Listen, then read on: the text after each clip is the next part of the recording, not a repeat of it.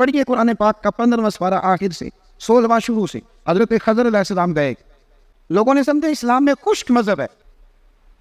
ایک دیوار گر رہی تھی, دیوار سیدھی کی. حضرت موسیٰ اور جناب خضر نے, اللہ کے رسول نے محنت کر کے جو کام مزدور کرتا ہے وہ کام پیغمبروں نے کیا. اور جس بستی کی دیوار سیدھی کر رہے ہیں انہوں نے پانی بھی نہیں پلایا, کھانا بھی نہیں پوچھا. لیکن حضرت سیدنا خضر علیہ السلام نے دیوار سیدھی کر دی, محنت کی, کوشش کی. حضرت موسیٰ علیہ السلام فرمانے لگے خضر سمجھ نہیں آئی, یہ تو اتنے خشک لوگ ہیں, پانی تک نہیں پلایا اور آپ نے اتنی محنت کر کے دیوار سیدھی کی. اس دیوار کے نیچے خزانہ ہے, دیوار گر جاتی خزانہ ظاہر ہو جاتا, خزانہ یتیم بچوں کا ہے. تو پڑھ لینا آپ قرآن پاک. حضرت جناب خضر علیہ السلام کہنے لگے کہ یہ اصل میں نا ان کے لیے نہیں کیا, یہ کسی نیک کی نسبت ہے. اور یہ قرآن مجید نے فرمایا وَكَانَ أَبُوهُمَا صَالِحًا, اور فرمایا یہ اس لیے ان بچوں کا خزانہ بچایا ہے کہ ان کا باپ بڑا نیک آدمی. قاضی ثناء اللہ صاحب پانی پتی تفسیر مظہری میں لکھتے ہیں کہ وہ ڈائریکٹ باپ نہیں تھا, دادا نہیں تھا, پردادا نہیں تھا, بلکہ 7ویں پشت میں جا کے ان کا باپ بنتا تھا. تو رب نے فرمایا ایک بندہ نیک ہو تو میں نیچے 7 پشتوں پہ فضل فرمایا کرتا ہوں.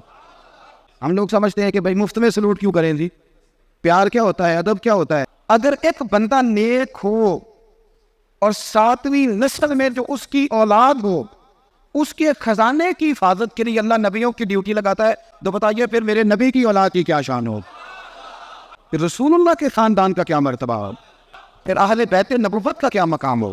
پہلی بات یہ ہے کہ ادب ادب ہی ہوتا ہے.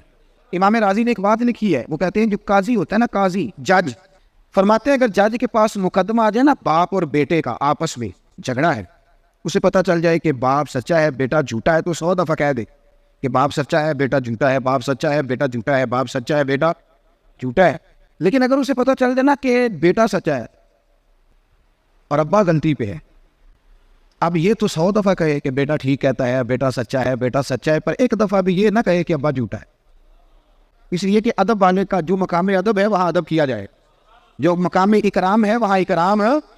حالانکہ مطلب یہی ہے, اگر بیٹا سچا ہے تو پھر خود بخود سمجھ آتی ہے کہ ابا جی غلطی پہ ہے. لیکن ادب کا تقاضا یہ ہے کہ جج بھی یہ نہ کہے کہ باپ جھوٹا ہے, اگرچہ وہ غلطی پر ہے, یہ تو کہہ دے کہ بیٹا وہاں آپ خشک نہیں بنے گے, جہاں جھکنا ہے وہاں بہرحال جھکنا ہے, جہاں سلوٹ کرنی ہے بہرحال وہاں سلوٹ کرنی ہے. جن کا ہمارے اوپر ادب لازم ہے ہم نے ان کا ادب.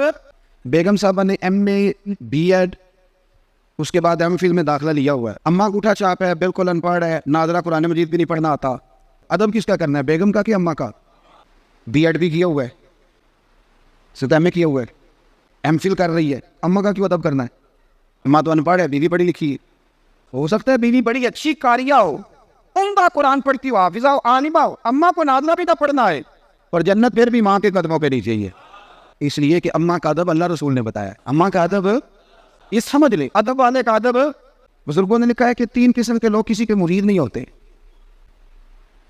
ایک چودھری صاحب جو ہوتے ہیں ان کے اپنے بڑے مرید ہوتے ہیں, تو وہ بھی کسی کے عقیدت مند ہو سکتے ہیں, سیٹھ صاحب ہو, اس کا بھی کوئی رہنما مقتدا, کیونکہ وہ کیسے جھکے گا کسی کے آگے, سلوٹ کیسے کرے گا.